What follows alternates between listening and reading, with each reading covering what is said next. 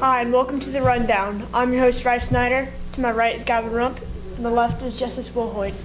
We're going to start with NFL. Gavin Rump, start. So today I'm going to be talking about whether Andrew Luck, the Indianapolis Colts quarterback, will be as good as he was for his first 2 seasons in the NFL. Personally, I think that he will not be as good as he was. Considering the injuries he's had in the past couple of years, he's had concussion and I believe a rib injury that have set him back and sent him out for multiple games. I believe that because of those injuries, he won't be able to move around as much and not be as mobile and as active as he was previously. Don't get me wrong, I think he will still be a great quarterback, will still be a great asset to the Colts team, but I don't think he will be as great as he was in the first 2 seasons. But do you think shoulder surgery is going to affect his throwing motion at all? Maybe a little bit, because it'll probably hurt to bend his shoulders with the way you have to in order to throw a ball.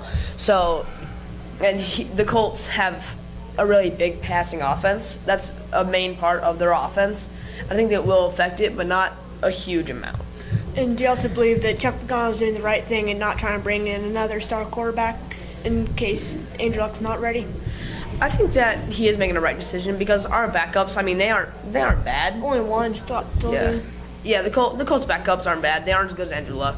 But I think he's making the right decision not bringing in a quarterback yet, just in case he does come back from his last 2 seasons that haven't been very good at all.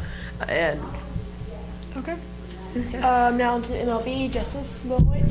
Well, the 2017 Home Run Derby started out with a bang last night, with Pitbull, Grammy Award winner, performing.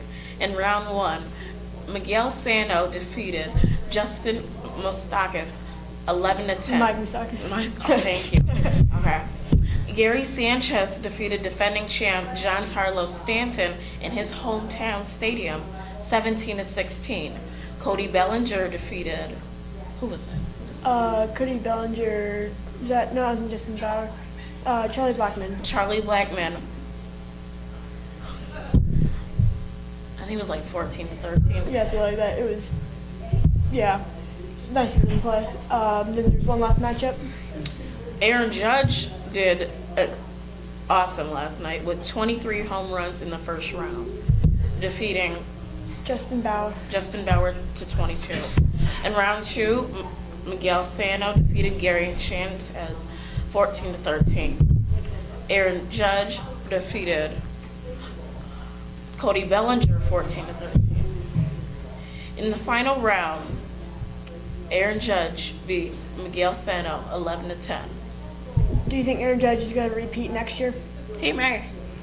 Okay. Now onto the NBA. I'm going to be talking about this. I'm going to be talking mainly about the Raptors and what they're doing with the trades they have completed. So the first trade they did was sending DeMar Carroll a first-round pick and a protected future second-round pick to the Nets for just Justin Hamilton, who's a young, underpaid center. It's not really that great. But upon completing the trade, the Raptors will actually waive Justin Hamilton, which really means that all they're doing is dumping DeMar Carroll's salary. DeMar Carroll is a good defensive player, but it's not worth, I think, his $12 million contract, and the Raptors are trying not to have to pay the luxury tax. But this trade put them right just over the luxury tax, so they needed to make one more deal, and this one made a lot more sense to me. And this was a sign-and-trade with the Pacers, where the Pacers signed C.J. Miles to a 3-year, $25 million contract, and then immediately traded him to the Raptors for Corey Joseph. So this trade makes more sense because the Raptors are bringing in C.J. Miles to replace DeMar Carroll on a smaller contract, and also Corey Joseph is the better player than C.J. Miles, so this also makes sense from the standpoint of the Pacers. Also, in the first trade, the Nets did really well because, as you probably know, the Nets do not have a very bright future after the Kevin Garnett and Paul Pierce trade to the Celtics a few years ago, where they gave away most of their future first-round picks. So now the Nets get a first-round pick and a pretty good small forward in DeMar Carroll. While salary isn't a very big problem for the Nets, actually they're more worried about hitting the minimum than the maximum. So this makes a lot of sense for them. I also mentioned the Pacers. And the Pacers completed a pretty interesting deal to the Thunder earlier in the offseason, sending Paul George to Oklahoma City for just DeMontis Sabonis and Victor Oladipo, who had last year been traded from the Magic to the Thunder for Serge Ibaka. So obviously, this trade really showed that the Thunder front office knows what they're doing, being able to turn Serge Ibaka into Paul George. But thing is, Paul George is only on a contract for 1 more year. So he's probably only going to be a 1-year rental. And I'm not sure this gets the Thunder into contention with super teams like the Warriors and the Cavs. For the Pacers standpoint, this deal makes absolutely no sense. They didn't. Victor Oladipo is an okay player. DeMontis Sabonis is an okay player, but they declined so much more in other deals. Especially, I think it was the Celtics offered them 3 Brooklyn Nets picks, Avery Bradley and Amir Johnson. Avery Bradley and Amir Johnson on their own are better than Victor Oladipo and DeMontis Sabonis, much less 3 of the most valuable assets in the league.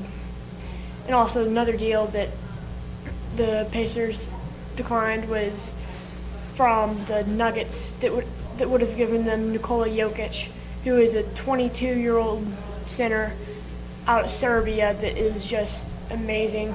Looks just by himself is making the Nuggets' future look bright.